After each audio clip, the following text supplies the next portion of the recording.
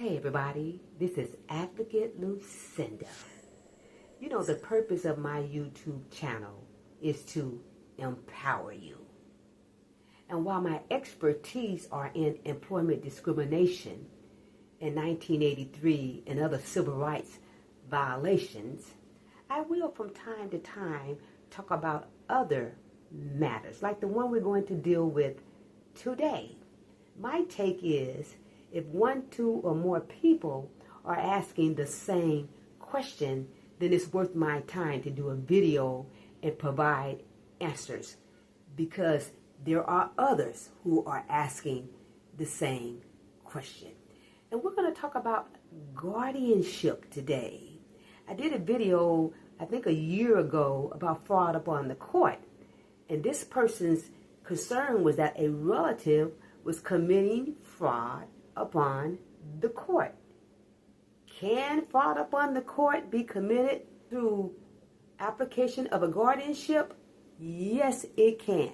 And you need to be aware of that. You need to be aware of your state statutes as it relates to your requirements and what you can and cannot do, because it can make a difference between whether someone charges you with fraud upon the court and whether your actions meet it or not. All right, so let's talk about it. Fraud upon the court. What is it? Fraud upon the court in the context of guardianship occurs when a party intentionally deceives the judge to influence their decision. So let's look at some samples. 1, lying about capacity. This occurs when the applicant for guardianship intentionally fabricates or exaggerates the disabled person's inability to make decisions. And keep in mind that the ward of the guardianship can also be a minor, or it could be an elderly person. Number 2, hiding evidence. That happens when the applicant for guardianship intentionally omits medical records or withholds the existence of other willing and able family members.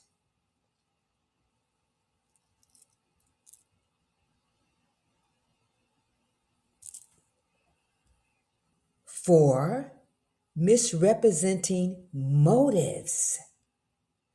This occurs when the guardian applicant lies to gain control of the disabled person's finances or property.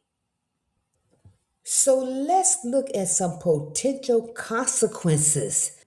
1, immediate removal. The court can strip the person of their guardianship status.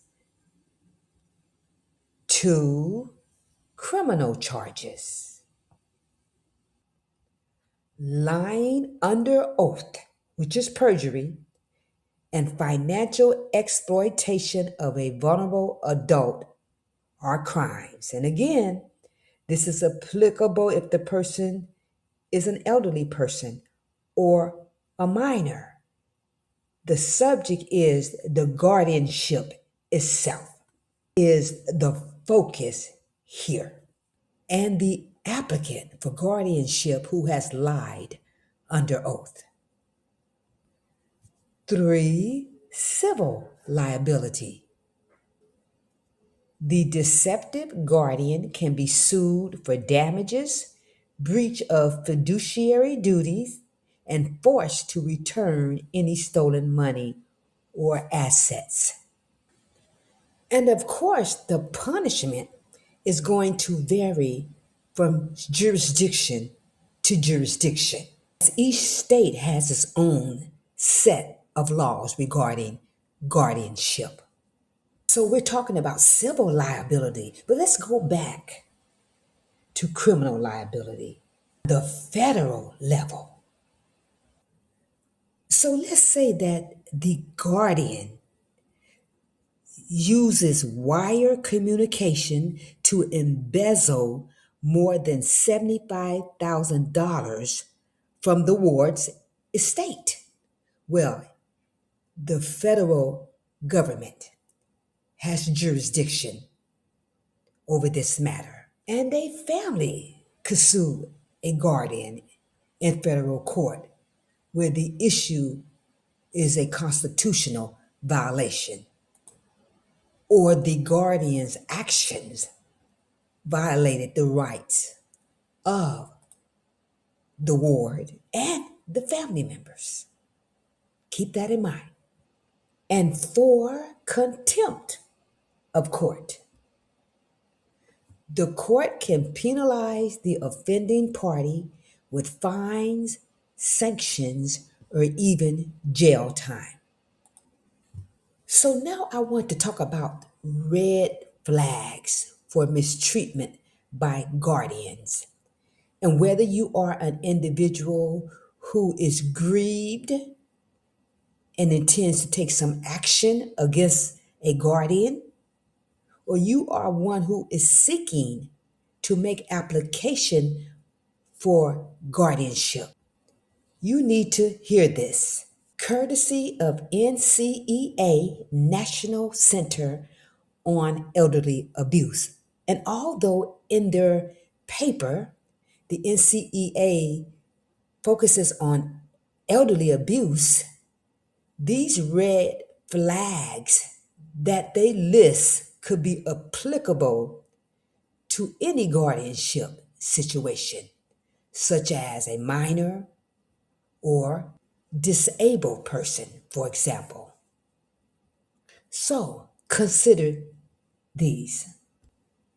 Failure to file timely accountings, receipts, and reports with the court. Multiple unexplained ATM transactions. Lack of automated record keeping system. When the attorney representing the guardian withdraws from the case. Failure to pay bills, especially rent or residential care bills, putting the person or the ward at risk of eviction. Large expenditures not appropriate to the person's environment or condition. Requests for fees that are high and not well substantiated. Draining the estate and then seeking to terminate the guardianship appointment. Selling the individual's home or moving the individual out of state without justification. Hiring friends, family, or business associates to provide services. Isolating the person or otherwise interfering with relationships with family, friends, and service providers. And to help you out again, whether you are a person concerned about a guardianship or you intend to make application as a guardian, I provided you with a link that will take you to every state, every 50 states.